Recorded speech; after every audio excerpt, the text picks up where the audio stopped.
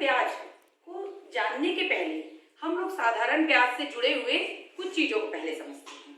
सबसे पहली बात यह है कि ब्याज क्या होता है। बेटा आप लोगों ने ये सुना होगा दिवाली के समय जब सेल लगता है, दिवाली के समय जब आप लोग मार्केट जाते हो कि नहीं मार्केट? तो मार्केट जाते हो उस समय लिखा रहता है सेल 10%, लिखा रहता है। तो आज हम इसी 10% की गणना कैसे की जाएगी ये सारा कुछ निकालेंगे। दूसरा, आप लोग बैंक जाते हो लोन लेने के लिए, तो बैंक जब जाते हो लोन लेने के लिए तो बैंक वाला आपसे 3-4 चीजें पूछता है कि आप लोन कितने दिनों में चुका दोगे, उस हिसाब से वो ब्याज बताता है।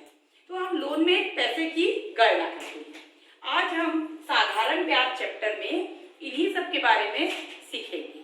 तो सबसे पहला होता है मूलधन, जिसको अंग्रेजी में प्रिंसिपल कहा जाता है, और इसमें हम P से इसको हम चिन्हांकित करते हैं। तो मूलधन क्या है? वह धन जो हम किसी से मांगते हैं, वह राशि जो हम किसी से मांगते हैं। जैसे हम किसी साहूकार के पास गए, उस साहूकार से हमने 1000 रुपए लिया, तो वो जो पैसा हमने लिया वही आपका क्या कहलाता है? मूलधन।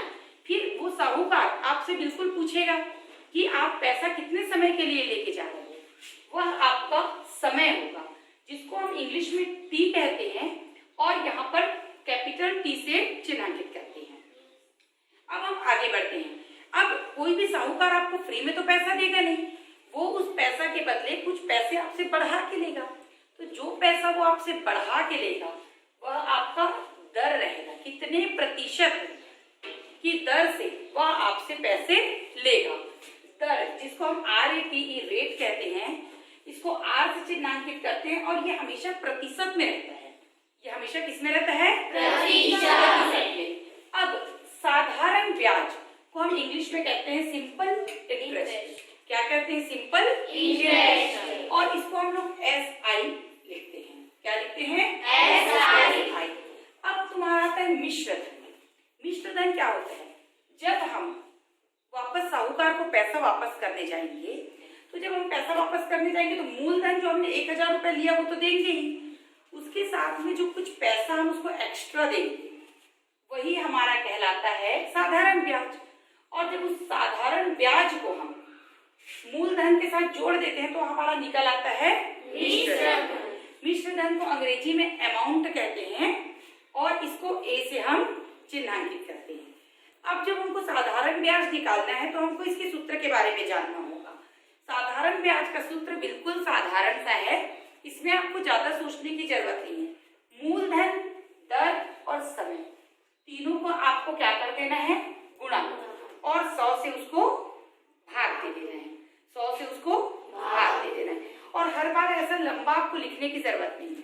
आप इसको P × R × T/100 भी लिख सकते हो, क्योंकि P यहाँ पे है हमारा मूलधन, R जो है हमारा दर, और T जो है हमारा समय।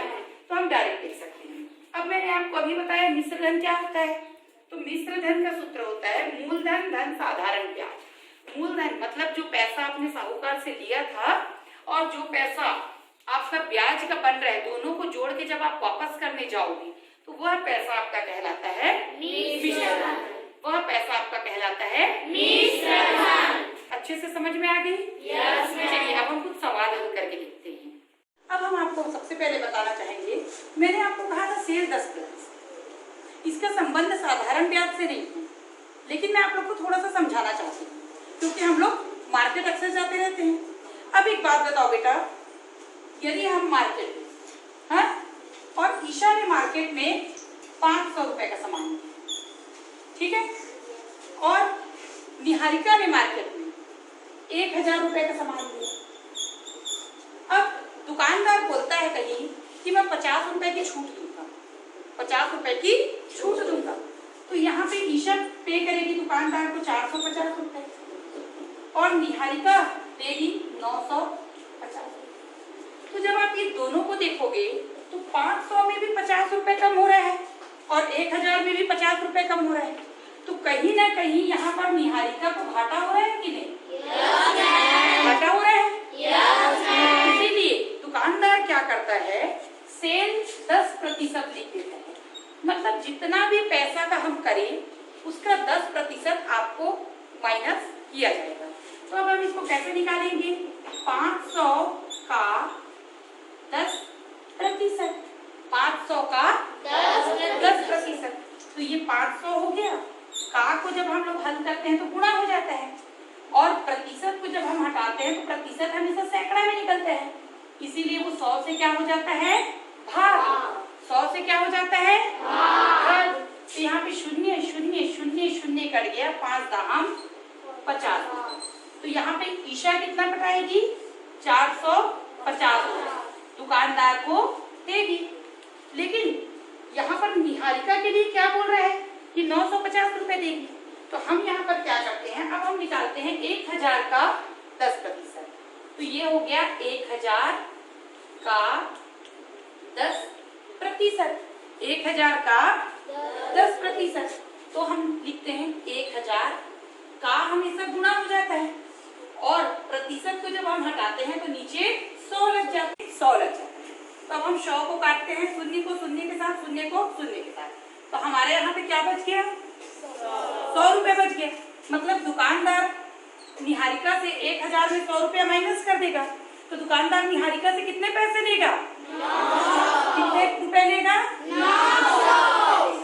900 रुपए। तो देखो यहाँ पर जब 500 की खरीदी हुई तो 50 रुपए छूट मिला, और यहाँ पर जब 1000 की खरीदी हुई तो 100 रुपए का छूट मिला। मिला कि नहीं? तो ये मैं आप लोग को छूट को समझा रही थी। इसके बाद हम साधारण ब्याज का ही सवाल हल करेंगे। तो हमारा प्रश्न है 2000 रुपए का 20% की दर से 2 वर्ष का ब्याज ज्ञात कीजिए। तो यहाँ पर हमको साधारण ब्याज ही निकालना है। तो सबसे पहले हम देखते हैं हमारे प्रश्न में क्या क्या दिया हुआ है। मूलधन, मूलधन क्या दिया हुआ है बताइए? 2000 रुपए हमारा मूलधन दिया हुआ है। दर हमारा कितना दिया हुआ है? 20%। और समय, समय कितना दिया है? 2 वर्ष हमारा समय दिया है। हमको इसमें ज्ञात करना है साधारण ब्याज। साधारण ब्याज हमको ज्ञात करना है। हम सभी साधारण ब्याज का सूत्र जानते हैं। साधारण ब्याज का सूत्र है आपका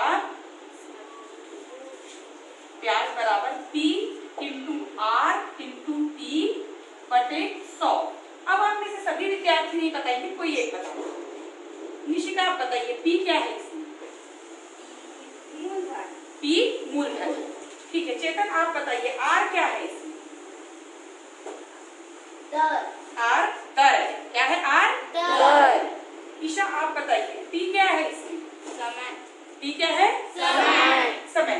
तो अब हम यहाँ पर लिखते हैं P हमारा है 2000 गुणित दर आपका है 20 और समय है आपका 2 बटे 100। तो 0 0 0 0 कट गया, कट गया। अब हमारा ये क्या बन गया? 20 गुणित 20 गुणित 2, यही बचा ना हमारा। हम इसको गुणा कर देते हैं।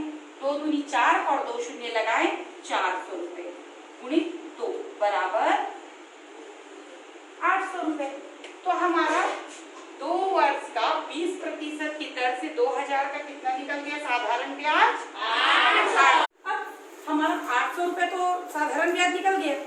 तो क्या 800 रुपए बस अगले को वापस करेंगे? 2000 भी तो वापस करना पड़ेगा ना।